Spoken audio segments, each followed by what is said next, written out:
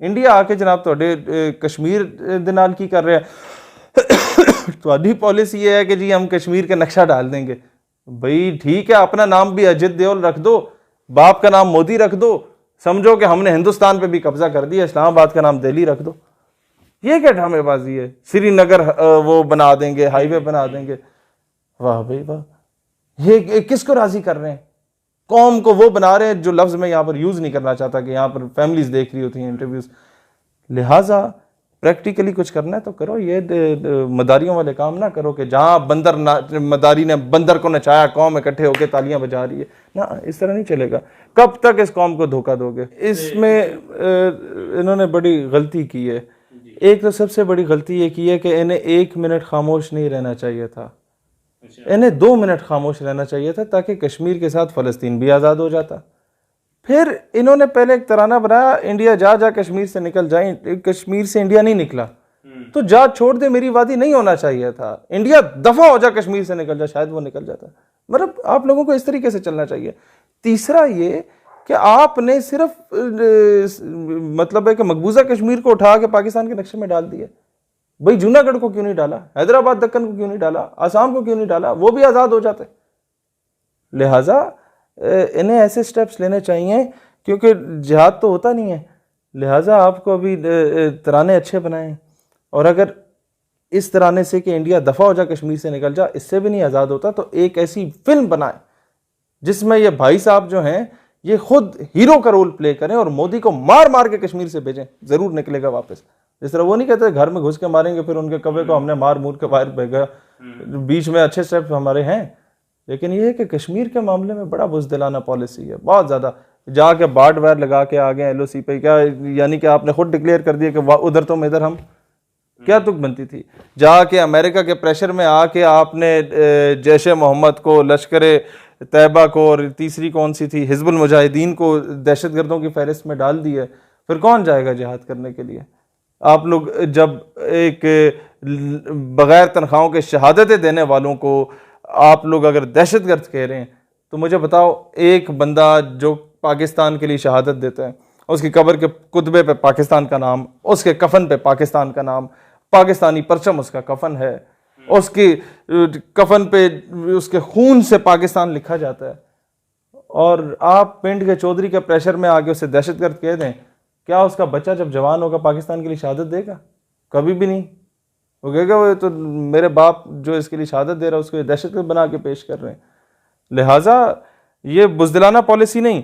Israel ने आपके Lebanon के ऊपर आपका न्यूक्लियर वेपन गिराया, क्या हुआ इजराइल के खिलाफ? बात को घुमा फिरा दिया। ट्रंप ने कहा हम तहकीकात करेंगे। जाओ मारो इन हरामजादों को हिंदुस्तान में जाके, बाद में बोलो तहकीकात करेंगे, बंदे हमारे नहीं थे, बस ठीक है, बात खत्म। बंदों को खुद ही आके हाउस अरेस्ट कर दो, सारा कुछ कर दो, बिल्कुल रोक दो, और फिर बोलो बंदे हमारे नहीं, तो ये तो गलत है। जाके करें इस तरह की चीज़ें, ये लीगल हैं। आपकी ज़मीन पे, आपके घर पे कब्जा, आपकी मर्जी, जिसने कब्जा किया उसे वट्टा मारें, उसे बंदूक से मारें, वो आपकी माँ बहन की इज्जत को पामाल कर रहा है, आपका हक बनता है यार। You have the right. ची गुवेरा फ्रीडम फाइटर है, भगत सिंह फ्रीडम फाइटर है, पता नहीं हाफिज सईद फ्रीडम फाइटर क्यों नहीं है, पता नहीं ये मसूद अजहर या सैयद सलाउद्दीन जो है वो फ्रीडम फाइटर क्यों नहीं है। इन्हें सिर्फ क्लीन शेव या हमारी तरह कोई सिगार लगा ले तो वो फ्रीडम फाइटर नजर आ जाता है। नहीं यार, वो बाशरा आदमी भी फ्रीडम फाइटर हो सकता है, कोई बंदा दाढ़ी रखने वाला भी फ्रीडम फाइटर हो सकता है, कोई वाकई अगर मुसलमानों के लिए बंदूक उठा ले तो वो भी फ्रीडम फाइटर हो सकता है। इन्हें हमास जो है वो दहशतगर्द नजर आ जाती है। मसला सिर्फ ये है कि पूरा द एंटायर मोहल्ला used to call me a चोर। I would not be declared as a चोर अनटिल एंड अनलेस कि मेरे खिलाफ प्रूफ ना आए। But if my father declares me a chor, then no one would be there कि भाई जो के डिफेंड करे मैनू के जी तू चोर नहीं है। यही मसला है कि पूरी दुनिया बोले ये दहशतगर्द हैं, लोग नहीं मानेंगे, वो कहेंगे फ्रीडम फाइटर हैं। लेकिन रियासत जो माँ होती है वही कहे हाँ जी दहशतगर्द हैं, सानू वो टक्के दे दो, हम दुम हिलाते हिलाते हुक्मरानों की सूरत में आपकी हड्डी के पीछे पीछे आगे आपकी गोद में बैठ जाएंगे। तो फिर मुझे बताए ना, फिर तो दुनिया मान जाएगी कि हाँ वाकई दहशतगर्द है। लेकिन शेर भाई वो कहते हैं कि जंग भी तो मसले का हल नहीं है। क्या हल है मुझे बता दें। 72 सालों की एक करारदाद दिखा दें अक़वाम मुत्तहिदा की जो मुसलमानों के हक में हो। अक़वाम मुत्तहिदा अमीर ममालिक के घर की तवाइफ का नाम है। ये उस कोठे पे नाचने वाली उस तवाइफ का नाम है कि जो ज़्यादा पैसे फेंकेगा उसके सामने जाके ठुमके मारेगी। ये वो अक़वाम मुत्तहिदा है। मेरे पास इससे अच्छे अल्फाज नहीं थे इस अक़वाम मुत्तहिदा को बयान करने के लिए। मैं माफ़ी चाहता हूँ इस कौम से कि मुझे अल्फाज इस्तेमाल करने पड़े, क्योंकि मेरे पास कोई पार्लिमानी अल्फाज, कोई महज़ब अल्फाज इनके लिए नहीं थे। अक़वाम मुत्तहिदा कभी भी मुसलमानों का मसला हल नहीं करेगी। इजराइल रोज़ाना कब्ज़ा कर रहा है फ़लस्तीन पे, कुछ हुआ, लेबनान पे जुल्म हुआ, कुछ हुआ, इराक़ पे जुल्म हुआ, मुसलमानों को बरहना करके उनकी वीडियोस बनाएगी। सिट स्टैंड एक भाई को कराया जाता उसकी बहन के सामने, बहन का रेप किया जाता था जेल में। ये 2003-4 के वाक़यात हैं सर, ज़्यादा पुराने नहीं हैं। हम लोग उस वक्त छोटे छोटे होते थे जब अखबारों में नंगी तस्वीरें आया करती थी और ऊपर वो क्रॉप किया हुआ होता था कि जनाब इराक़ में ये हो रहा है। और मैं 3-4 क्लास में हुआ करता था, कोयटा में होते थे हम लोग। वो सारा दिन रोता रहता था। 3-4 क्लास का बच्चा 8-9 साल का होता है। यार हम क्यों कुछ नहीं कर रहे? हमें क्या अंदाज़ा होता था कि यार हम लोग तो बुज़दिल और बगैरत हो चुके हैं, हम लोग तो इधर टके लेने के लिए अपने अगवानियों को मारने को तैयार हैं। और फिर वो अगवानी जो ये अशरफ गनी और हामिद करज़ई टाइप के उल्लू के पट्टे बैठे हुए, वो टके लेके अपनी मुजाहिदीन को मारने को तैयार हैं। तो हमें अंदाज़ा हुआ कि जो सारे ऊपर जो हमारी क़यादत बैठी हुई सब उल्लू के पट्टे बैठे हुए हैं। No one is sincere with Islam. आके हमें बताते हैं कि जी ये हमारी रियासत है, बस उसकी हिफाजत करो, हमने कोई इस्लाम का ठेका लिया हुआ। यार तुम लोग तो फिर अल्लामा इकबाल को डिनाई कर रहे हो। वो तो कहता है कौम मजहब से है, मजहब जो नहीं तुम भी नहीं, जज्बे बाहम जो नहीं महफिल अंजुम भी नहीं। कौम तो बाउंड्रीज की मोहताज नहीं है। कौम अगर ये वतन से होती तो ठीक है, हम हिंदुस्तान के साथ एक कौम थे, फिर क्यों ये एक अलग रियासत बनाने की तुक बनती है? वो बनी ही इस वजह से थी। क्या आपने ठेका लेना है? आप ठेकेदार हैं, आप चौकीदार हैं आलम इस्लाम के। आपने चौकीदारी करनी है, पहरा देना है, आपने डिफेंड करना है। दुनिया में 2 ही रियासतें बनी है नजरिए के नाम पे, एक आपकी वो बनी थी इजराइल यहूदियों के नजरिए पे, एक आपकी रियासत ये बनी पाकिस्तान मुसलमानों के नजरिए पर। हम लोगों के जितने हुकाम बाला हैं, ये माजरत के साथ वही बूट पॉलिसियों वाला काम इन्होंने किया हुआ है।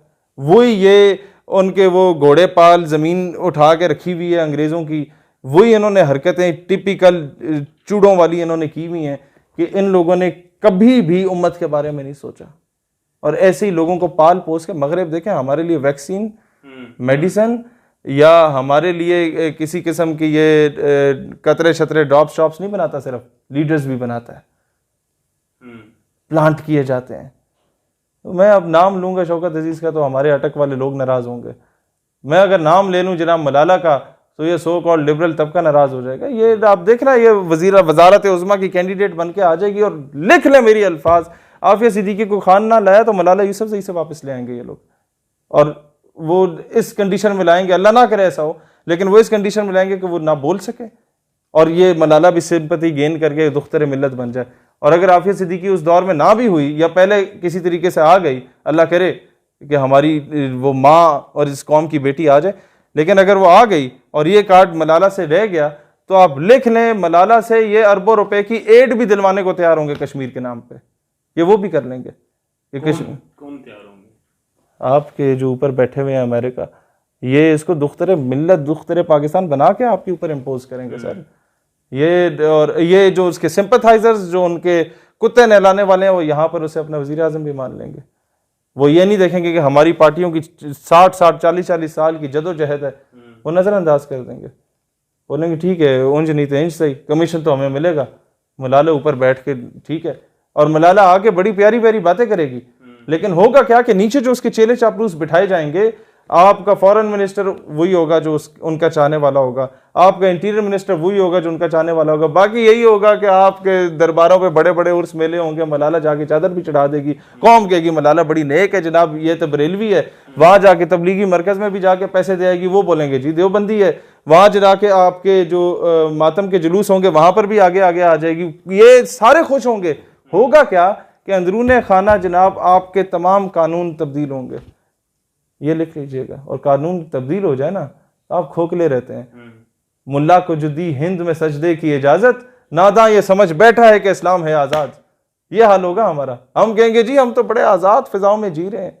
लेकिन जिहाद पे जिस तरह आज दहशतगर्दी है ना, तब जिहाद पे इससे भी बड़ा कोई लेबल लगा दिया जाएगा। एक मैकेनिज्म होता है ना, इन मिनिस्टर ने सारी जिंदगी तो नहीं रहना, आगे का भी सोचना होता है। पहले भी लीडरशिप प्लांट की गई, फिर अभी प्लांट डायरेक्टली इनडायरेक्टली कहीं ना कहीं से कोई ना कोई चेहरे चापलूस प्लांट कर दिए जाते हैं, और मुस्तकबिल में भी प्लांट किए जाते हैं।